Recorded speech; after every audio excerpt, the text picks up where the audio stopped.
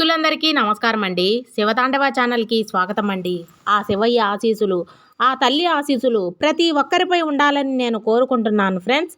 ఇక ఈరోజు దుర్గమ్మ మన కోసం ఒక సందేశాన్ని అయితే మన ముందుకైతే తీసుకువచ్చారండి. ఆ సందేశం ఏమిటంటే, ఈ వీడియో మీరు ఫస్ట్ టైం చూస్తుంటే ప్లీజ్ లైక్ చేయండి, షేర్ చేయండి, సబ్స్క్రైబ్ చేయండి ఫ్రెండ్స్. ఇప్పుడు దుర్గమ్మ అందించే సందేశం ఏమిటంటే, బిడ్డా, చాలా రోజుల నుండి నువ్వు అడుగుతున్నటువంటి కోరిక, చాలా రోజుల నుండి నువ్వు నన్ను సహాయం అర్థిస్తున్నటువంటి కోరిక, మరి ఆ కోరికను ఒక తల్లిగా నేను నీకు తీర్చకుండా ఉంటానా? నా బిడ్డలు అంత దీనాతి దీనంగా బాధపడుతూ నన్ను అంతగా అడిగినప్పుడు నేను ఏదైనా కానీ చేయకుండా ఉంటానా అమ్మా? అని పిలిస్తే, అమ్మా అని పిలిస్తే పరిగెత్తుకుంటూ మీ దగ్గరకు రావటానికి నేను ఎప్పుడూ కూడా సిద్ధంగా ఉంటాను. అసలు అమ్మా అని నన్ను ఎందుకు పిలవటం లేదు? ఇంత ఆపదలో ఉన్నా కానీ ఈ పిచ్చివాడు, ఈ పిచ్చి తల్లి నన్నెందుకు కనీసం పిలవడం కూడా లేదని చెప్పి నేను ఇంకా ఎదురు చూస్తూ ఉంటాను తెలుసా? సరే, విషయానికి వస్తే, నువ్వు కోరినంత ధనాన్ని నీ చేతికి ఇవ్వబోతున్నాను. అది ఎలాగో ఈ సందేశం తెలుసుకో. అమ్మ అంటుంది. అమ్మవారు మరి ఈ సందేశంలో ఉన్నటువంటి పరమార్థం ఏమిటో తెలుసుకుందామండి. తల్లి, నీ మనసంతా కూడా చాలా ఎక్కువగా భారంగా ఉంది కదూ. అలాగే నీ కోసం భగవంతుడు నిజంగా ఈరోజు ఈ సందేశాన్ని పంపించాడని మనస్ఫూర్తిగా నమ్ము. నేను నీ మాటలను వింటున్నాను, అలాగే నిన్ను చూస్తూ ఉన్నాను. నీ చేసేటువంటి పోరాటం అంతా కూడా నాకు తెలుసు. నువ్వు ఊహించని మార్గంలో ఊహించని నువ్వు కల్లారా చూస్తున్నావు. నువ్వు అనుకుంటున్నావు భగవంతుడు నన్ను మర్చిపోయాడని. ఇలా చాలాసార్లు ఎన్నో సందర్భాల్లో అనుకుంటున్నావు. నేను తప్పు చేస్తున్నానా?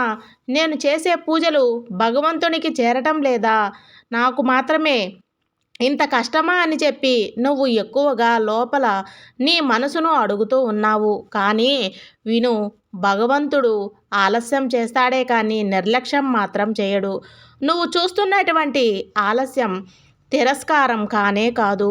కేవలం నువ్వు చూస్తున్నటువంటి ఆ ఆలస్యం అనేది నిన్ను మరింత దృఢంగా చేయడం కోసమే. నువ్వు కోరిన డబ్బు అప్పుడే వచ్చి ఉంటే నువ్వు దాన్ని మోయగలిగే దానివి కాదు. భగవంతుడే నిన్ను ఆపాడు. ఎందుకంటే నీ ఆలోచన పెరగాలి, నీ ఓర్పు పెరగాలి, నీ విశ్వాసము మరింత ఎక్కువగా దృఢంగా మారాలి. ఎందుకంటే నువ్వు అడిగింది చిన్న మొత్తం కాదు.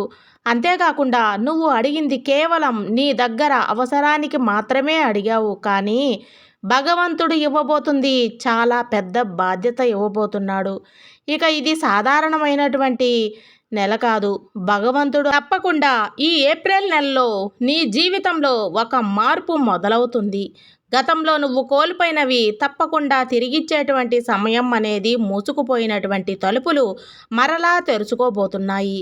సమయం అనేది నువ్వు కళ్ళారా చూస్తావు. నువ్వు వచ్చే డబ్బు కోట్లాది కోట్లు నోట్లు కాదు. అది గౌరవాన్ని నీకు తీసుకొస్తుంది. నీ కుటుంబంలో శాంతిని తీసుకొస్తుంది. నీ ముఖంలో నువ్వు చూస్తున్నటువంటి భగవంతుడు నీ కన్నీళ్లను లెక్కబెట్టడు. నువ్వు రాత్రి ఎవరికి తెలియకుండా ఎన్నిసార్లు ఏడ్చావో నీకు గుర్తులేదు, కానీ నాకు బాగా గుర్తుంది.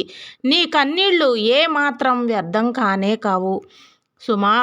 అలాగే భగవంతుడు నీకు అన్ని విధాలుగా కూడా నీ జీవితం అనేది మార్చబోతున్నాడు. విత్తనాల ఫలితం అనేది తప్పకుండా రాబోతుంది.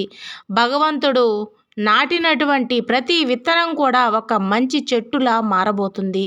ఆ చెట్టు ఎన్నో రకాల ఫలాలను నీకు ఇవ్వబోతుంది. నీ ఊహల కంటే కూడా ప్రణాళికలు అనేది చాలా పెద్దది తల్లి. డబ్బు నువ్వు ఊహించినటువంటి వ్యక్తి ద్వారం కావచ్చు, లేదంటే నువ్వు చేసినటువంటి కష్టమే ఒక మంచి ఫలితంగా నీ దగ్గరకు రావచ్చు. ఇలా ఊహించినటువంటి విధంగా తారా స్థాయిలో నీ దగ్గరకు చేరుకుంటుంది. నీ మనసుని ఎప్పుడూ కూడా మూసుకోవద్దు. నీ పని ఏంటంటే, భగవంతుడు అన్నీ చేస్తున్నాడు, కానీ ఒక పని భగవంతుడికి అప్పగించాను కాబట్టి తప్పకుండా ఆయన మీద నమ్మకం అనేది ఏర్పరచుకోవాలనేది మాత్రం నువ్వు అనుకో. నీ మనసులో ఉన్నటువంటి ఆలోచనను మూసివేయవద్దు. అలాగే నీలో ఉన్నటువంటి నమ్మకాలను కూడా మూసివేయొద్దు. ఈ ఏప్రిల్ నెలలోనే నువ్వు తప్పకుండా శుభవార్తలను వింటావు. అలాగే నమ్మకం కోల్పోవద్దు, భయాన్ని పోషించవద్దు. కృతజ్ఞతలతో ఉండు, ఎతు ఎదురు చూడు.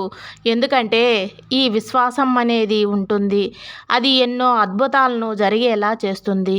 ఇప్పుడు ఒక్క క్షణం ఆగు. నీ గుండె మీద చెయ్యి పెట్టుకొని ఈ మాటలు మౌనంగా విను.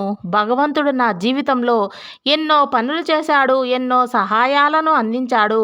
అలాగే ఇప్పుడు ఈ జీవితంలో ఈరోజు ఈ సందేశాన్ని నేను వింటున్నానంటే ఏదో ఒక కారణం అయితే లేకుండా ఉండదు. నా జీవితంలో ఏదో మెరాకిల్ అనేది జరగబోతుంది, చేయించబోతున్నాడు అని చెప్పి నీ మనసులోనైనా కానీ ఒక్కసారి నాకు కృతజ్ఞత చెప్పుకో చాలు.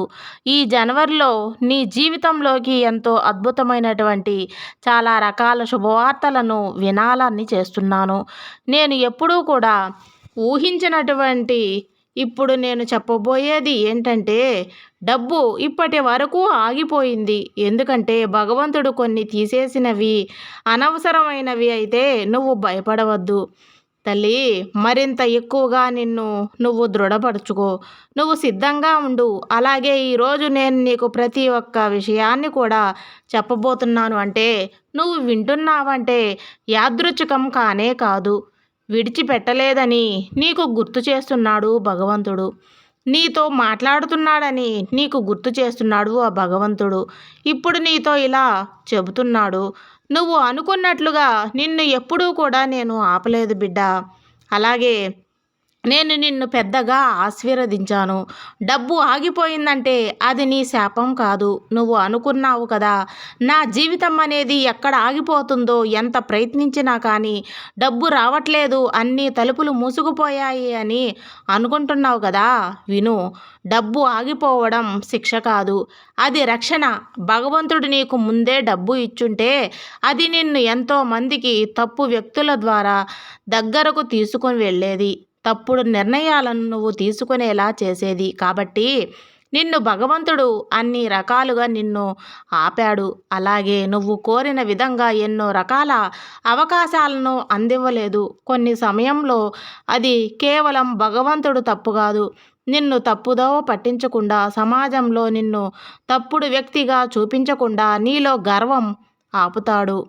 ఇదండి మన దుర్గమ్మ మన కోసం అందించే సందేశం. మీకు అందరికీ నచ్చిందని అనుకుంటున్నాను ఫ్రెండ్స్. సర్వేజన సుఖినో భవంతు.